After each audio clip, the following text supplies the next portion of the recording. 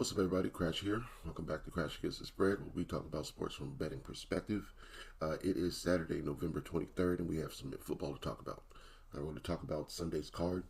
Go ahead and get into it and talk about what I like and what I'm trying to stay away from. So, getting into it first, we have the Chiefs and the Panthers. 1 o'clock, CBS. Chiefs are 9-1 after losing to Buffalo last week. Panthers are 3-7. Spread opened up at 7.5. We're up to 10.5 right now. So Carolina home underdogs, totals at 43. Chiefs coming off that loss to the Bills last week. We know that the Bills and the Chiefs is always a battle. The Bills like to get that regular season win and celebrate, but the second one is more important. The playoff win is more important, and Patrick Mahomes seems to get that one more often than not. So we'll see what happens when they meet again, inevitably. But the Panthers are coming off 2 wins, coming off a win versus the Giants in Germany, and coming off a win versus my Saints by 1 point the week before. So that actually cost Dennis Allen his job, I believe, is that game. That total was, so Panthers covered at home, total went over. Next game, 20-17. So basically what we're looking at is a situation where Kansas City is coming off a loss, and the next team they see is about to get mollywopped. Is pretty much how I see it. So coming up after this, the Chiefs have the Raiders week after on that Black Friday game, and then they have the Chargers the next Sunday after that, followed by the Browns, followed by the Texans, followed by the Steelers, and then the last game of the season is the Broncos. So, in my opinion, as long as they take care of these easy teams that are in front of them, they'll have no problem coming down the stretch. They're only 5-5 against the spread this year, so that point total is kind of that point spread is kind of high. So you can kind of see a situation where Kansas City only scores 21, 24 points, and Carolina is able to put up 2 touchdowns by the end of the game, and they cover. So I would say over is my favorite play for that one. Kansas City's defense hasn't been such to shut out anybody, so I do expect Carolina to score, but I do expect Kansas City to win comfortably. So over is my pick for that game. Vikings Bears. When I wrote this down earlier this week, the number was at 5.5 in favor of the Vikings, and now we're down to 3.5. Bears coming off a very close game with the Packers last week. They lost by 1 with a missed field goal by Santos at the end of the game. So they should have won, and I think that's why all the money's coming in on the Bears. I would say this total could be a little too low. I know the Vikings defense, and I know Brian Flores, but I can see a situation where the Vikings put up enough points to go over this total. So they've already played once this year, right? I know. I'm asking you like I don't have it in front of me. Nope, not yet. Not yet. This is one of those divisions where all the games are back half of the division, or back half of the schedule. All the division games are. So Sam Darnold with Justin Jefferson in the beginning of the season were more big play duo, and I think that they've slacked on that in the last couple weeks, playing teams like Detroit, playing teams like the Rams. I don't know what that Jacksonville week was, where they were 12-7, but normally you expect at least 20 points from the Vikings, and it's been more before week 5 or week 6 or so. So I think Sam Darnold's due for a bounce back. I know this Bears defense is stout, but the Bears, I think, will be in catch-up mode. So I think we'll see a couple pass plays from Caleb Williams, like we did last week, to Roma Doomsday, and I think that's the way that it's going to shake out. So I would say we will have a high-scoring second half, we'll be able to get over this low total here. So I also like the over in this game, over 39.5. Cowboys Commanders. Looking at the Commanders, Cowboys haven't scored over 10 points in weeks. Had 10 versus Houston, 6 versus Philly.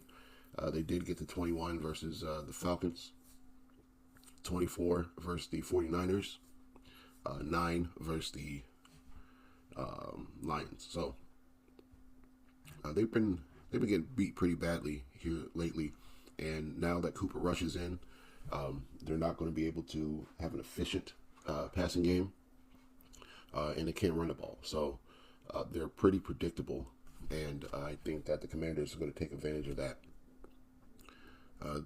Have they played this year? They did. They played. No, they have not played this year.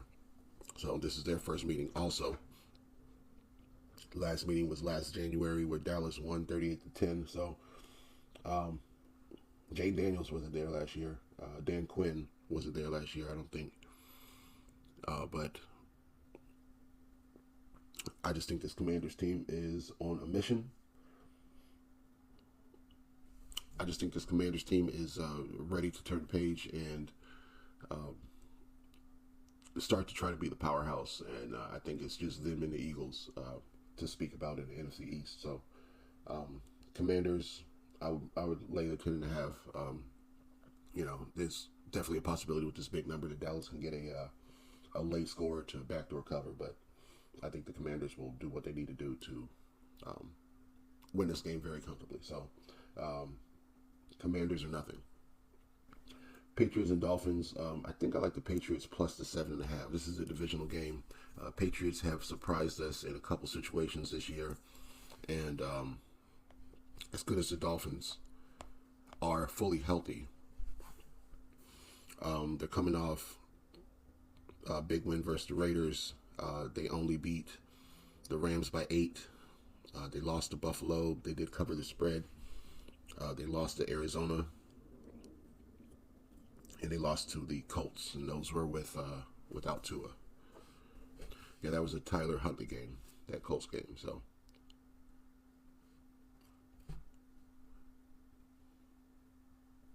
Tua's been back since the Cardinals game, where they put up 27 points in a 27-28 loss. So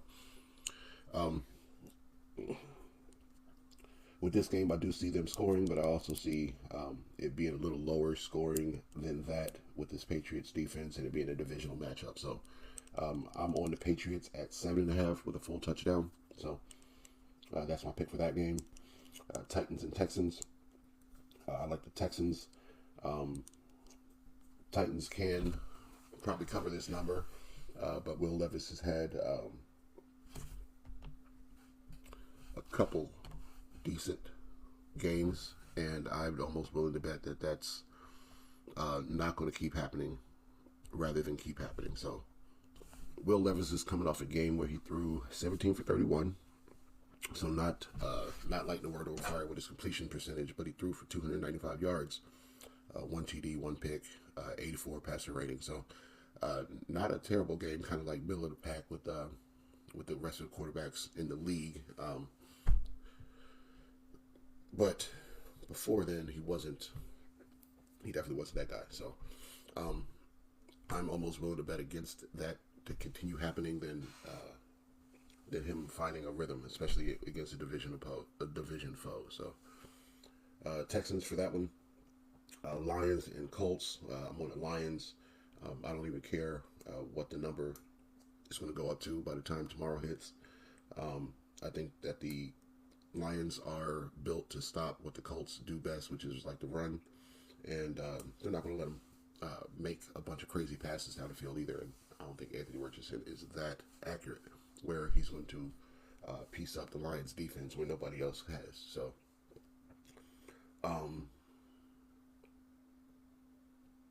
yeah, Lions by a mile in that one. Bucks and the Giants. On the Bucks, numbers going up to 6 with no Daniel Jones. I think that's probably fine. I don't see the Giants defense keeping the Bucks below 17, 20 points, and I don't see the Giants scoring more than 10, just because. So, Bucks defense is pretty good. I think they hold them down. Total's pretty low. They're not expecting a bunch of points in this game. I would say, 24-13, something like that. A couple field goals for the Giants. So Bucks minus the points. Broncos, Raiders. I think the Broncos can probably cover this large 6 number. So Broncos minus that number against the Raiders team that hasn't been able to put it together this year. It might be tanking for Shador. 49ers and Packers. Packers are favored by 5.5 because there's no Brock Purdy. So Brock Purdy's out. Who is his backup? Brandon Allen. And Josh Dobbs is on the team too. So Brandon Allen has not played at all this year.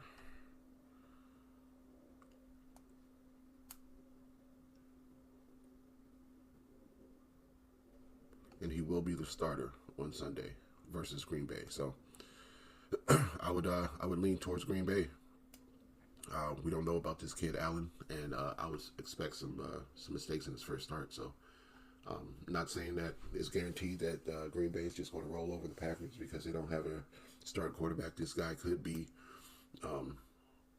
he could be the guy. That's why he's second to Brock Purdy, not third. So we all know who Josh Dobbs is, and this guy won the backup job over him. So maybe he's good, maybe he's not. Just haven't seen him. So I'm going to lean Packers until then.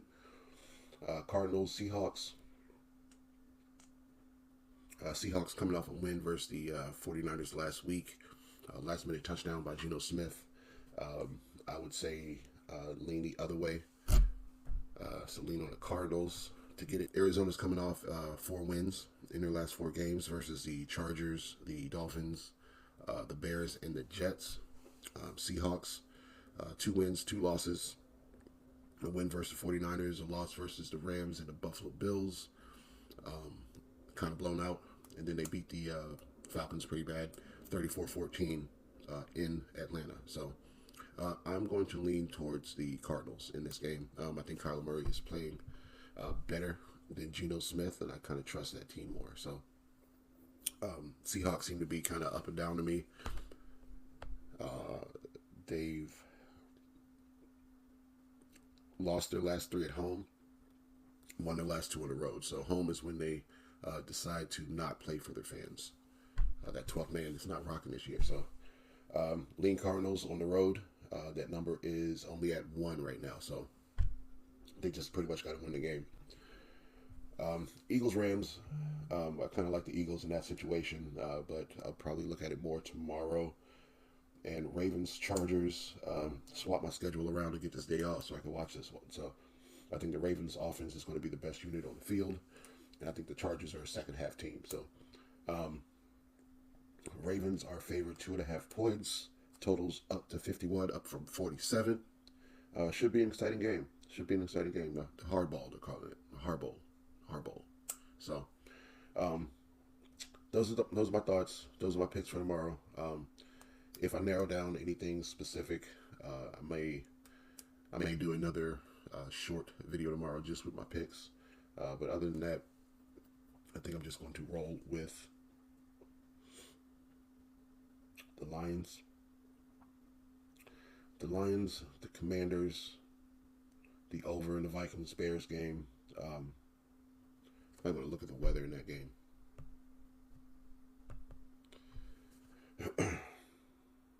And the Cardinals. Broncos, Bucks. I guess I like a lot tomorrow. So if this weather's bad, I'm probably going to leave the total out. 49 degrees, 7-mile-per-hour winds. It's not terrible, but so that's what I'm thinking. Commanders, Lions, Bucks, Broncos, Cardinals. So those are going to be the 5 I like as of right now. If anything changes, I'll let you know tomorrow. So lock those in. Let's get this money. We'll be back tomorrow to talk more.